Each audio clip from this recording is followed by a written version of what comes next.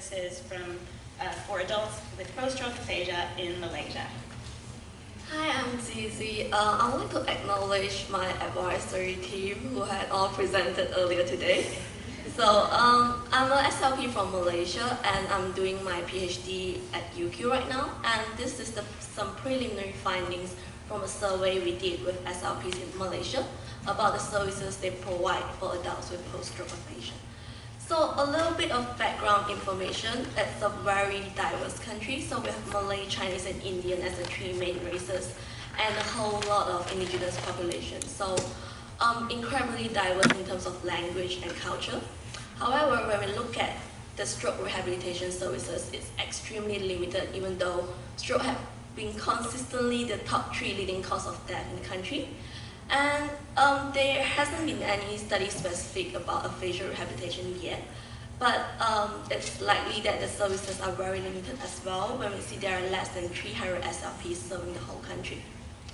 So we did a survey with 53 SLPs completed the study. All of them are actually currently working with adults with post-stroke aphasia in Malaysia. And it's a very long survey with more than 100 questions. So today we're just going to focus on 2 sections. The first one a bit about the demographic information, and then looking at the assessment section. So in terms of the clinician information, most of them work in a government-funded setting, which is a public hospital, and mainly focusing on outpatient rehabilitation. And all of them were bilingual, so they're able to speak English and Malay, or multilingual, having more than 60% being able to speak Mandarin, and some being able to speak Tamil or indigenous languages. So almost all of them, more than 90%, provided bi or multilingual aphasia rehabilitation, because obviously they can do so.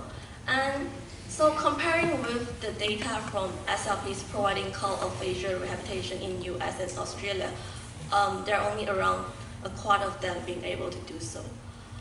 However, when we look at how the bi or multilingual SLPs provide assessment to this diverse population, first of all, we'll look at how they assess patients using English as the primary language.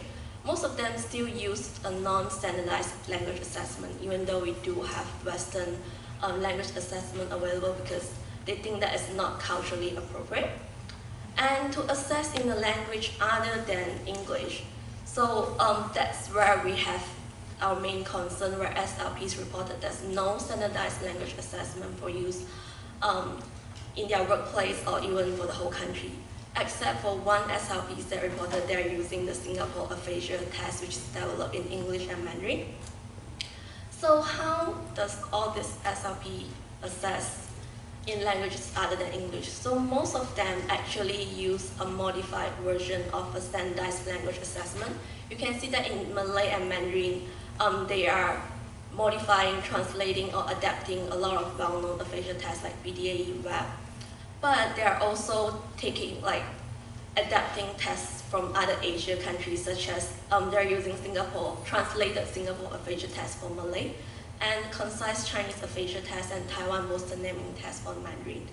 However, there are issues with the use of such assessment because, first of all, using such tests means that they can't quantitatively measure the severity of aphasia without a standard score, and also they can't identify a lot of issues specific to Malay and Mandarin. And when we look at how to assess a language that they do not speak, 1/3 of the SLPs reported using an interpreter to assess the language skill. However, when we actually examine data, we realize that there are no professional or official interpreter services provided in Malaysia, as you can see in Australia. So SLP reported they mainly use family members as interpreters, and it's very hard when the families are not around and the patient actually speaks a less common language. So what we can learn from at least this little part of the survey is that SLPs in Malaysia face a lot of barriers in providing services to people from culturally and linguistically diverse population, and they reported the same barriers with SLPs from Australia or United States, this Western country. So basically the same thing that we have heard a lot today. There's a lack of linguistically and culturally diverse assessment tool, there's a language barrier. However, we can see that the impact of this barrier is definitely at a very, very different scale, because if you're saying in US and Australia, you have around 20% of the population using a language other than English. In Malaysia, most of the population actually uses a language other than English as a primary language.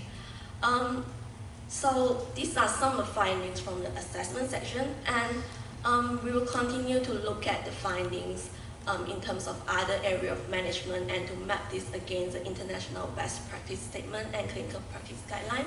And we look at the next stage of the study, we will look at the perspective of adults with post-stroke aphasia, their family members and service provider, to provide a more holistic view of the current service provision, so that we can, obviously there's a lot to work on, so we can identify the priorities and to start with something. That's all. I welcome all questions and discussion. Thank you.